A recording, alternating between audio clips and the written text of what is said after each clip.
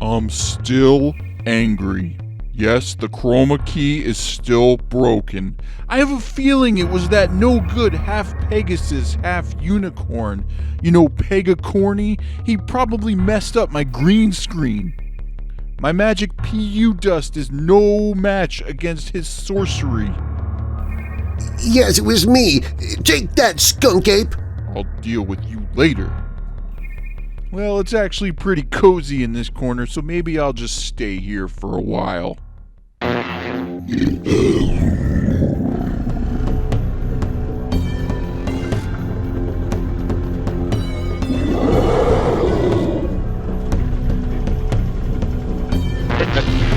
You're watching the Trailers That Smell channel. These are the videos that make sense. Still angry. Hello, how are you all doing out there today? Well, as you know from the title, I'm still angry, so let the bitch fest commence. Let's say someone tells you about a horror movie, and it's about camping. Whatever. And it's directed by Ruggero Deodato. Okay, I'm listening. And it stars heartthrob David Hess. Ooh, very interested. And it's scored by CLAUDIO Simonetti. Okay, well, what are you waiting for? Let's watch this thing. The movie is called Body Count.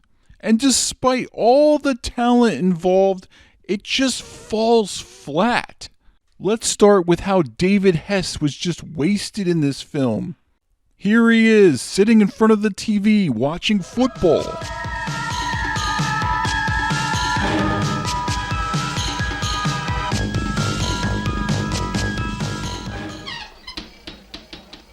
Pass the ball, will you? Oh, okay, I'll pass you the ball. Go long, David, go long. Oh, come on, man, you dropped it. What do you mean it was a bad pass? It was right to you. No, I will not pee my pants. Okay, let's talk about some more famous faces. It's got John Steiner, it's got Ivan Razumov, it's got Mimsy Farmer if you're into her. I don't really actually care. Another man I love in this movie is Charles Napier. He plays an officer of the law. Why can't he just reprise his role of Harry Sledge from Russ Meyer's Super Vixens? Wouldn't that be awesome? Hi, I'm Patrolman Harry Sledge.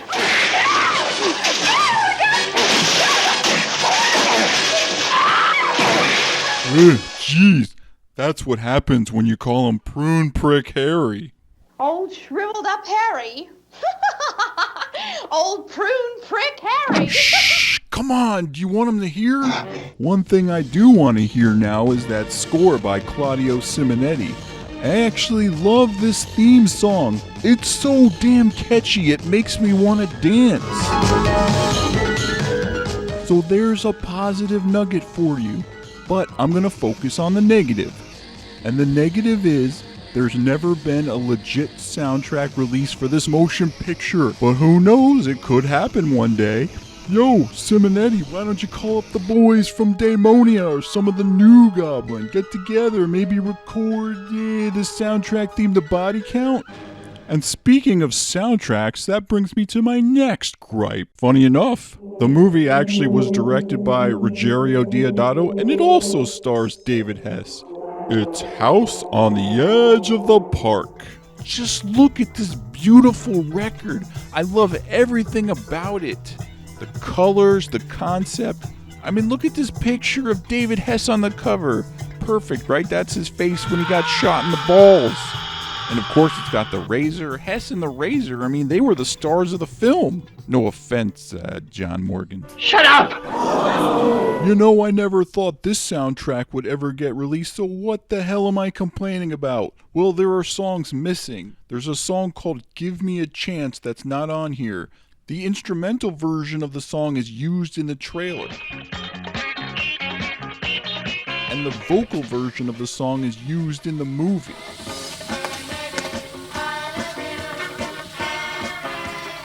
But there is a way to get the version with the vocals. It was released on another soundtrack for another Italian movie called First Love, aka Primo Amore. How was my Italian accent, eh? The music from House on the Edge of the Park comes from the CAM library. The release of First Love is part of the CAM library, so they really have no excuse to not have this song on the House on the Edge of the Park soundtrack. Somebody did not do their homework. I mean, there's only 6 songs on here. There's plenty of room for it. Sorry. I have to talk about this yet again. I'm going to be talking about Igor and the Lunatics. Want some chicken? Fry. No, I don't want chicken. I'm too angry to eat.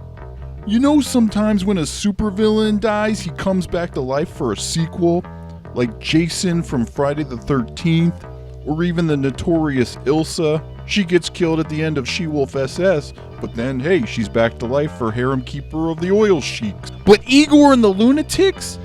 They didn't even wait for a sequel. He died in the middle of the film, and they still felt the need to bring him back to life before the movie even ended. Clearly, right here in this scene, Igor takes an arrow right through the skull. Okay, right through the brain. There's no way he could still be alive. I guess nobody told the director or the editor that he shouldn't be in the movie anymore, because here he is again. You pretty little witch! I'm gonna cut you up! I'm gonna cut you up like a nice clean spring chicken! Okay, well, you know, I probably sound like a lunatic complaining about all these things, but I'm done for now. So I'll let you get back to your lives. Thanks for listening yet again. And this is Skunkape saying P.U. to you.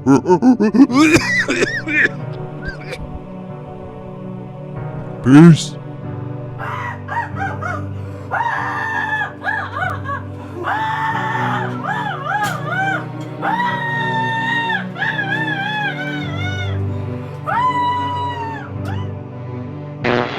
This has been a PU production. Click the ape to subscribe and watch another smelly video.